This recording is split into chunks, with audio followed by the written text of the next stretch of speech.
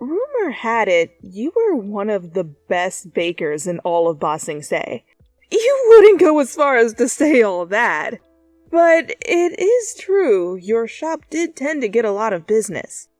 Maybe it was the bright, warm feeling patrons received whenever they entered your shop, or the smell of fresh-baked bread and pastries that spilled into the streets, enchanting any and everyone who walked by. Or maybe it was what happened once your customers ate your pastries that made them keep coming back. You see, rumor had it that your pastries were magic. Your cake dumplings would induce a childhood memory. Your moon peach tarts would attract a lover when eaten under the full moon. And your mini bundt cakes were a hit amongst university students as they supposedly would improve memory. They were very popular during finals. You wouldn't go as far as to say all that. Your father called it working with spirits. You called it putting a little extra love and care into your desserts. Nothing too special. Besides, the rumors were one thing, but actually telling patrons that you spoke with spirits would get pretty weird if you were being honest.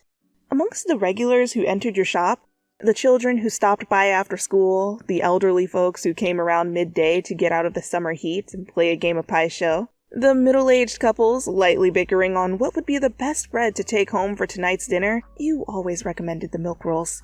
A certain angsty teenager with a certain scar on his left eye always made an appearance. He would arrive every Friday evening right before closing with the same order. Yeah, I would like 111 of your finest tea cookies, please. 100... 111? I'm sorry! What? Did he think you were the official pastry chef for the king's bear? Expecting one singular person to bake 111 tea cookies once a week, every week, is illegal. Like, it is actually illegal. You briefly considered calling the Dai Li to take him away because this was complete blasphemy. And right before closing, too? You should have turned him away, but damn, if he didn't have such a cute face. So, you fulfilled his order. And every Friday evening, once everyone had left the shop, the boy would sit in the parlor while you molded and baked the rice flour cookies. You two talked quite a bit during your evenings together. Well, okay, you talked while he grunted and sputtered off one-word responses, but still. You learned his name. Lee. Huh. That's incredibly common. It's like the Chad of Earth Kingdom names. He worked at the tea shop 2 blocks over with his uncle, and that's what all the cookies were for. His uncle, I mean, not the tea shop. He apparently had quite the appetite. Are you free Saturday?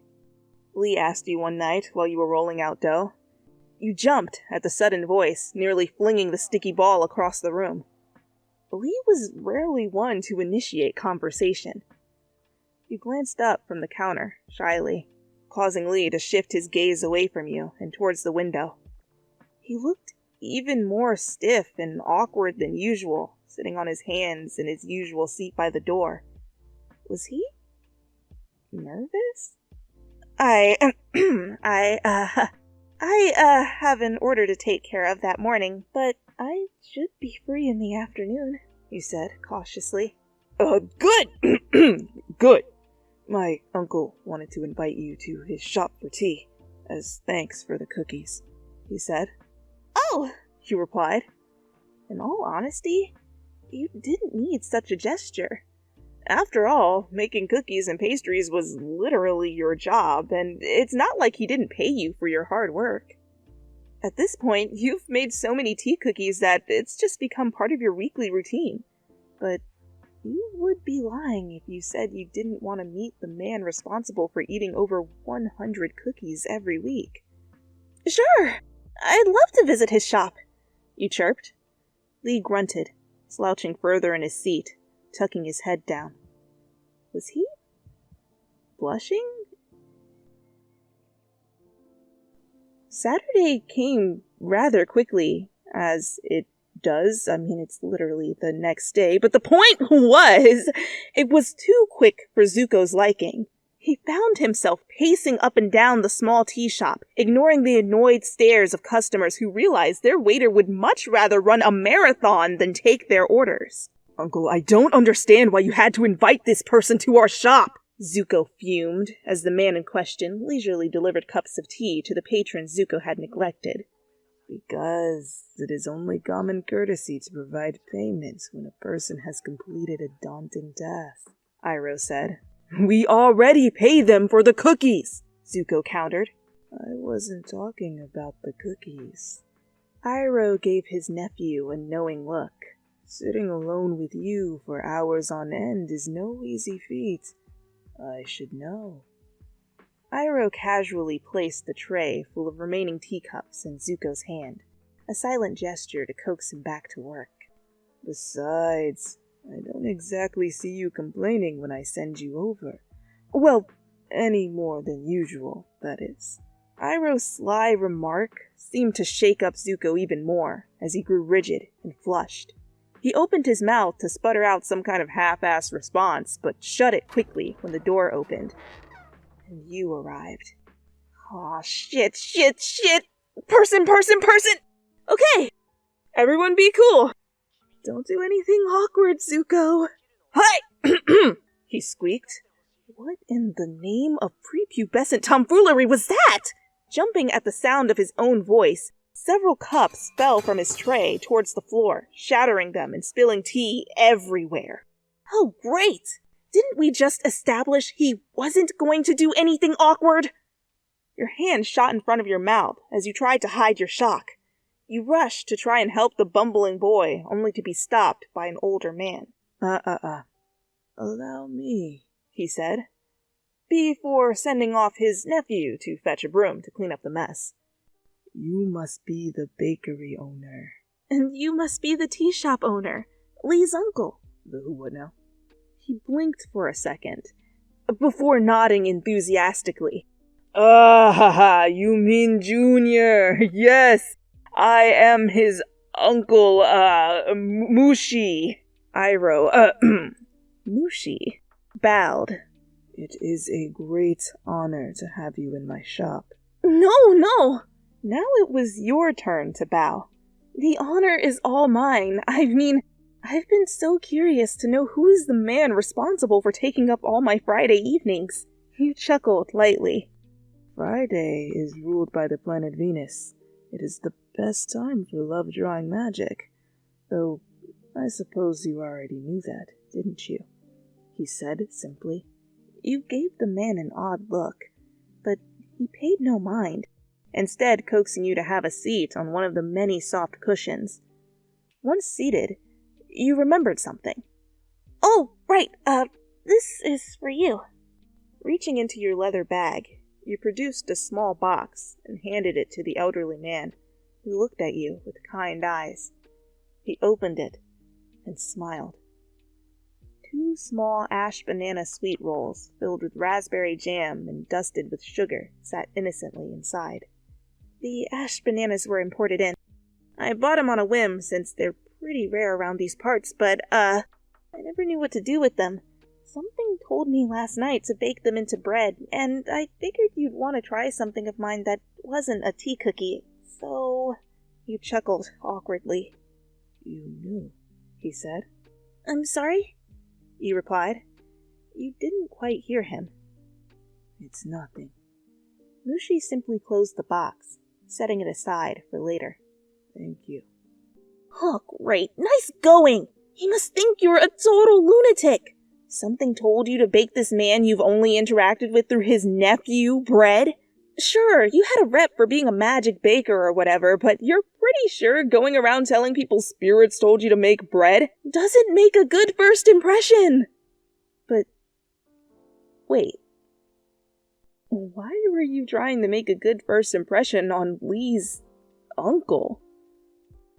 Perhaps it had less to do with Lee's uncle and more to do with... Anyway, oh, look who's back! It's Lee! Lee eyed the two of you suspiciously as he came back from tossing the broken dishes. Why do you two look like that? Did my uncle say something while I was gone? Did he talk about me? Because everything he said was a lie, he spouted off. That was perhaps the longest you'd ever heard him talk. You might kick yourself for admitting it, but he was cute when he was all flustered like this. Our guest here was just showing us the ash banana buns they made for us, Mushi mused. Ash banana. Lee's eyes widened for a split second as he stared at you. You shifted uncomfortably. Was the gift a mistake? Your face reddened under his gaze. So much for intuition.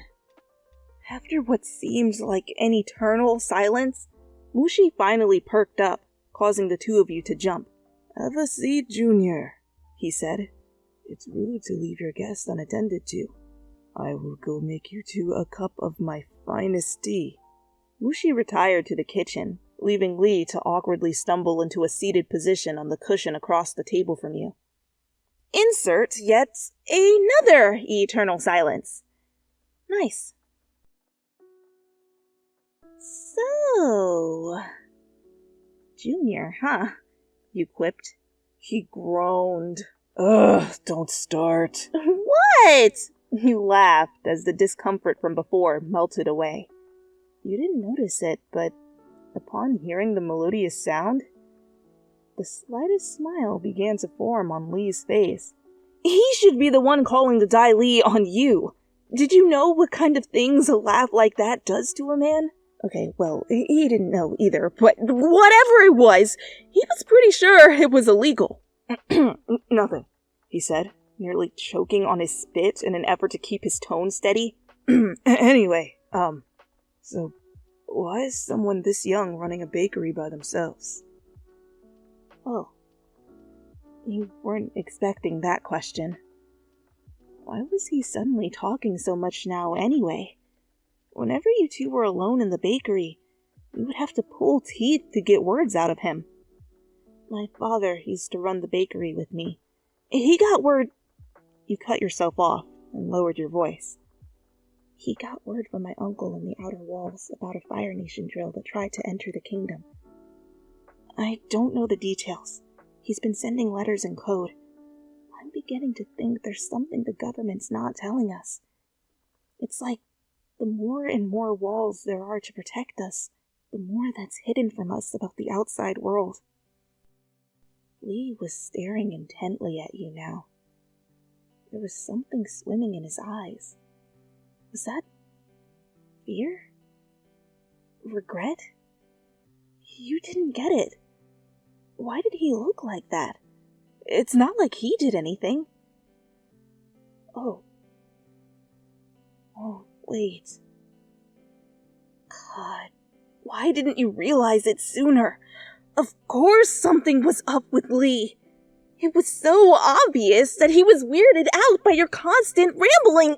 Ugh! Get it together! Long story short, my dad taught me everything I know about the bakery. How to trust your intuition and add a little something special to the food you make. I've been working with him since I was a kid, so when he left, I took over the shop.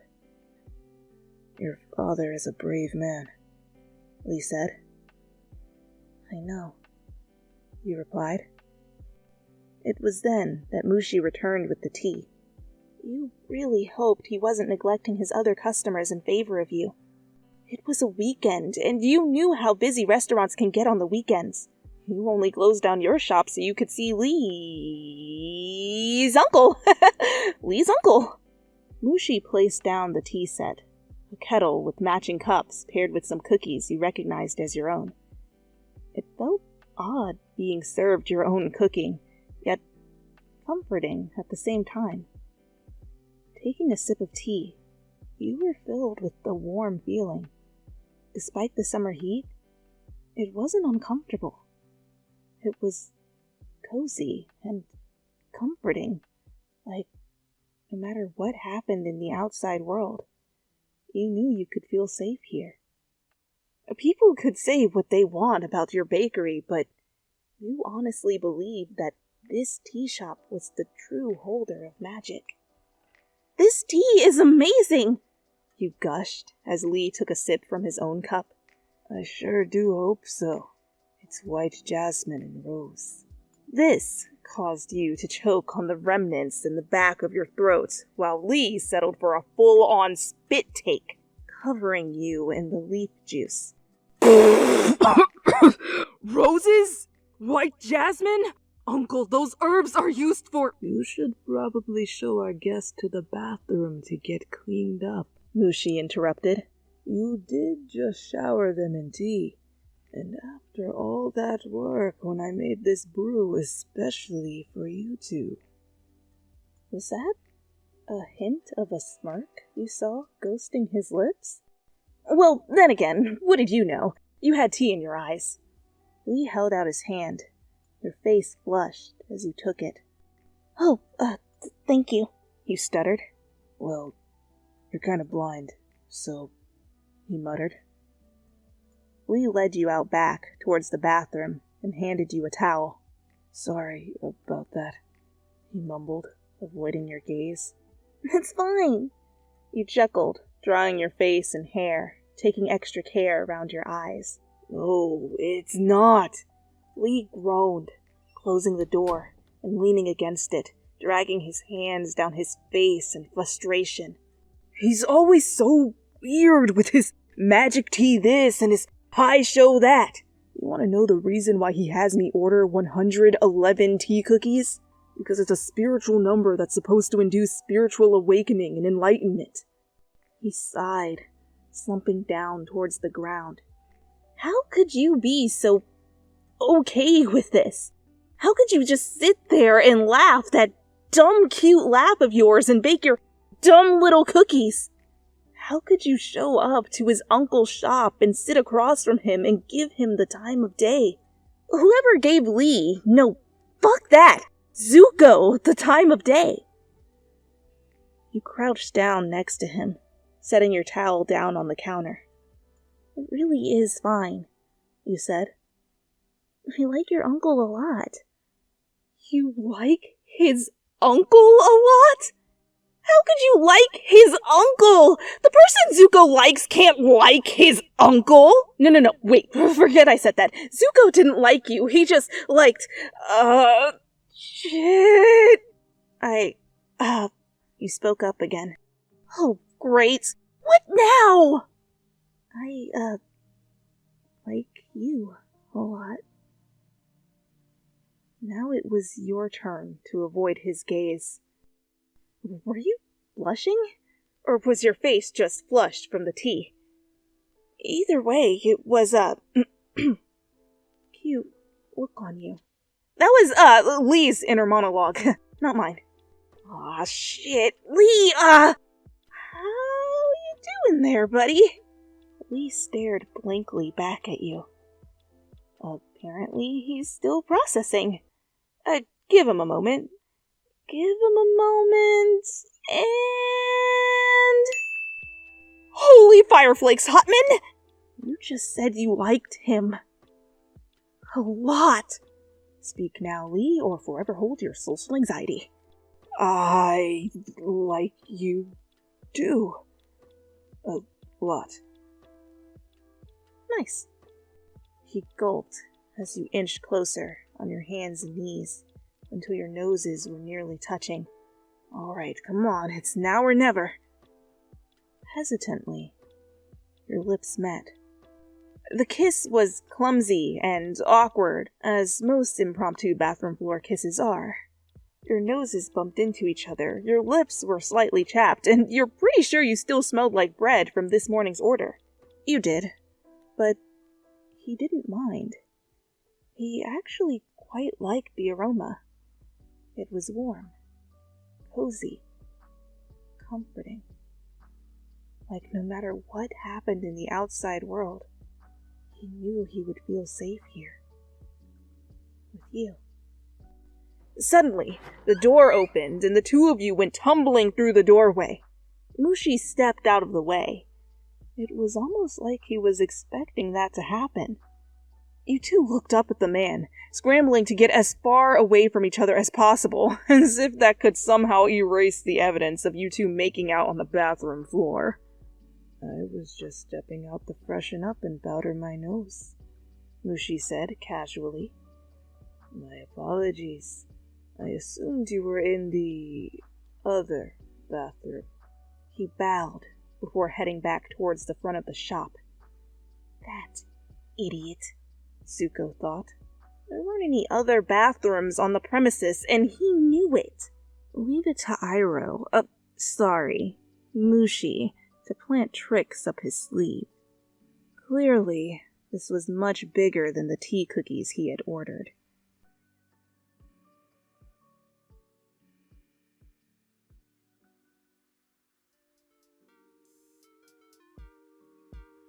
I talk very fast, and Iroh talks very slow, so, like, me trying to do an Iroh voice is like everything moving in slow motion. My brain wants its fast juice! You know I narrate at crack speeds. Your moon peach tarts wouldn't try. The children who stopped by after school. Holy shit, my mic almost fell onto that. Oh god, that would have been a disaster. Oh jeez. Oh boy. Wow, whoa. Let me clear my throat. Nearly flinging the stinky. I should be free. You would be lying if you said you didn't want to meet the man responsible for eating over 100 cookies every week. So my father? You want to meet my father? Because that man can knock out a box of Samoas, let me tell you. No, Zuko. You must never give in to despair. There's an eyelash in my eye! Across from the table. It is now time for my greatest acting moment.